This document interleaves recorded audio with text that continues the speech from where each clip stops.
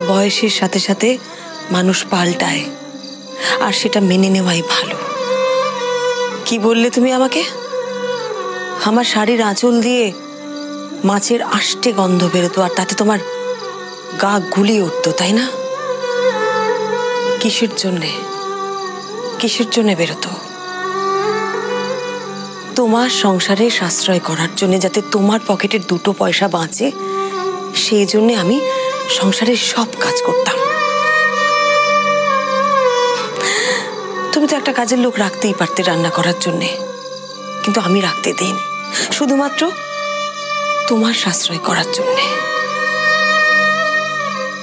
ছেলে মেয়েদের নিয়ে বাসে ট্রামে করে আমি স্কুলে পৌঁছে দিতাম, আবার বাসে ট্রামে করে ফিরে আসতাম। নাই তো করতে পারতাম এটা। তুমি একটা লোক রাখতে, তোমার পয়সা বাঁচানোর জন্যই তো করেছি।